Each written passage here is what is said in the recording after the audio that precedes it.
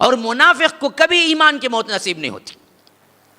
یہ بات یاد رکھ لیجیے, منافق کو کبھی ایمان کی موت نصیب نہیں ہوتی. حتیٰ کہ منافقین کے سلسلے میں تو اتنا بڑا لفظ کہہ دیا گیا کہ استغفر لہم او لا تستغفر لہم ان تستغفر لہم 70 مرہ فلن یغفر اللہ لہم. ان منافقین کے لیے اللہ کے رسول آپ استغفار کریں گے, 1 مرتبہ نہیں, 2 مرتبہ نہیں, 3 مرتبہ نہیں, 70 مرتبہ بھی کریں گے تو ہم قبول نہیں کریں گے. نبی کا استغفار بھی قبول نہیں ہوتا ہے منافق کے لیے, نبی کا استغفار بھی قبول نہیں. جو رئیس المنافقین عبداللہ ابن ابی مدینے کے اندر جو کچھ کاروائیاں کیا, خود اللہ کے رسول صلی اللہ علیہ وسلم کی زندگی مبارکہ میں 9 ہجری میں اپنی موت آپ مر گیا.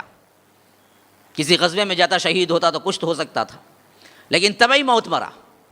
ان کے بیٹے عبداللہ خالص صحابی تھے, انہوں نے آگے کہا کہ اللہ کے رسول میرا باپ مرا ہے, کچھ بھی ہو میرا باپ ہے, شاید آپ کی قمیص کفن میں دے دیں, میں آپ کی قمیص کفن پہنا کے اسے کیا خبر میں لٹاتا ہوں تاکہ اللہ بخش دے.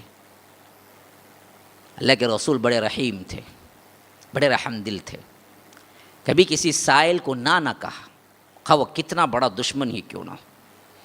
یہ اعلیٰ وسیع الظرف, اللہ اکبر. نہ بھی ہوتا تو کہتے کبھی کبھی کوئی سائل آ جاتا, اللہ کے رسول کے گھر میں پھوٹی کوڑی نہیں ہوتی بلکہ کیا ہے مہینوں کا فاقہ ہوتا, تب بھی اللہ کے رسول کہتے کہ فلاں گھر سے جانا, میرے نام سے قرض لے لینا, میں بعد میں ادا کر دوں گا, لیکن نہ بولتے, سائل کو کبھی نہ بولتے. یہ بہت بڑی صفت تھی اللہ کے رسول صلی اللہ علیہ وسلم کے پاس, اصحاب رسول اللہ کے پاس. تو ایسے پکا اللہ کا اور اللہ کے رسول کا دشمن اما عائشہ پہ زنا کی تہمت لگانے میں سر فہرست عبداللہ ابن ابی ابن سلول کا ہاتھ تھا, جس نے کیا اللہ کے رسول کو خالی ذاتی تکلیف نہیں دی بلکہ خاندانی تکلیف بھی دی.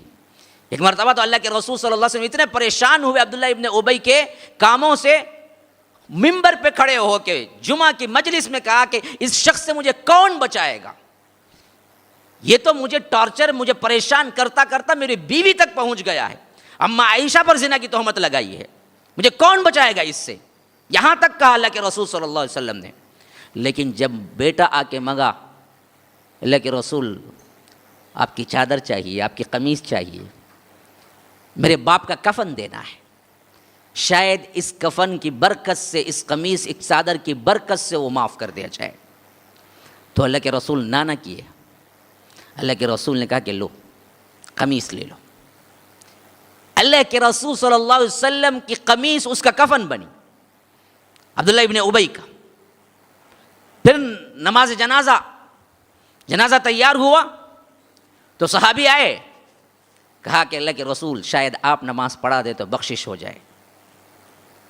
تو اللہ کے رسول صلی اللہ علیہ وسلم اس وقت بھی نہ کہ اللہ اکبر, کیا وہ تھے, ہم ان کے امتی ہو کے کیا ہیں. بات بات پہ غصہ, بات بات پہ انتقام, بات بات پہ مارنا, بات میں کیا ہے ایسے الفاظ. ہاں تو عبداللہ بن ابی کو بھی اللہ کے رسول صلی اللہ علیہ وسلم معاف کر دی.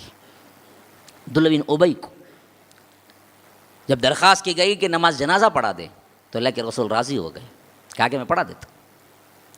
حتیٰ کہ عمر پہلی صف میں تھے, جب اللہ کے رسول آگے بڑھے تو عمر سے رہا نہ گیا. یہ تو عمر ایمان کا پہاڑ ہے, عمر تو عمر ہے, شیطان بھی دیکھ کے ڈرتا ہے.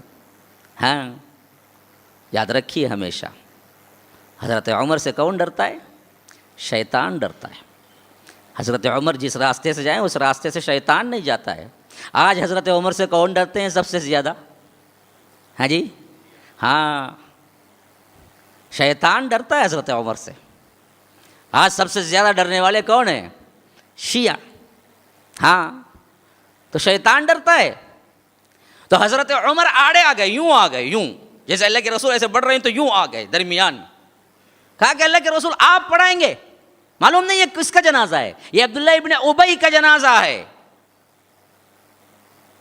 بعد میں کہا کرتے تھے کہ میری اس جسارت پر مجھے اتنا شرمندگی بعد میں ہوتی تھی، سوچتا تھا کہ کہیں اللہ کے رسول کے آگے کھڑے ہونے کی کوئی سزا نہ مل جائے، پھر اس کے بعد کیا ہے میں نے بہت صدقہ دیا، حالانکہ دین کی حمیت میں کھڑے ہوئے، ان کے ہاتھ سے رہا نہیں گیا۔ کہا کہ اللہ کے رسول آپ جائیں گے اس کا جنازہ پڑھانے؟ تو اللہ کے رسول نے کہا کہ عمر مجھے اللہ نے ابھی نہیں روکا ہے، ابھی اوپر سے وحی نہیں آئی ہے کہ مت پڑھاؤ، تو اب تک کی اجازت ہے میرے لیے، تم پیچھے ہٹو، میں پڑھا دیتا ہوں۔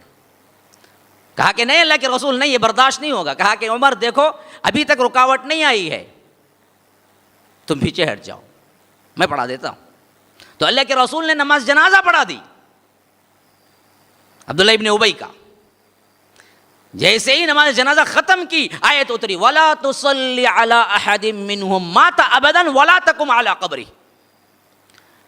اللہ کے رسول صلی اللہ علیہ وسلم ہرگز کسی منافق کا نماز جنازہ آپ نہ پڑھائیے اور نہ ان کے قبر پہ کھڑے ہو کے دعا مغفرت کیجیے، یہ آپ کے لیے سزاوار نہیں۔ حضرت عمر کی گویا بات وہ جو پہلے تھی بعد میں اللہ تبارک و تعالیٰ نے اتار دی، وہی بات سیم کہ آپ کو سزاوار نہیں کہ آپ منافقین کے کیا ہے نماز جنازہ پڑھا۔ وَلَا تُصَلِّ عَلَىٰ أَحَدٍ مِّنْهُمْ، ان میں کا کسی ایک کا بھی کیا ہے نماز جنازہ نہ پڑھائیے۔ وَلَا تَقُمْ عَلَىٰ قَبْرِهِ، نہ اس کے قبر پہ کھڑے ہوئیے۔ إِنَّهُمْ كَفَرُوا بِاللَّهِ وَرَسُولِهِ، یہ اللہ اور اس کے رسول سے کفر کرنے والے لوگ ہیں، بظاہر ایمان والے، بظاہر ایمان والے۔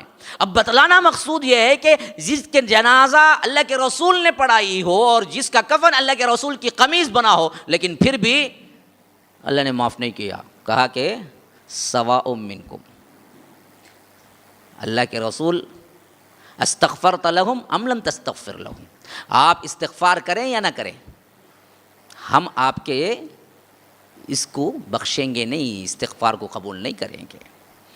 ہاں ان تستغفر لہم 70 مرہ، 70 مرتبہ بھی کرے تو ہم نہیں بخشیں گے اس کو، اس بدبخت کو۔ اللہ کے رسول کا نماز جنازہ اللہ کے رسول کی قمیص بھی نہ بخشوا سکی، پھر کہاں جائیں گے؟ تو احتراز رکھو، اپنے آپ کو ٹٹول کے رکھو، کہیں یہ بیماری ہمارے اندر تو نہیں ہے، نفاق والی بیماری، یہ ہمیشہ سوچتے رہا کرو۔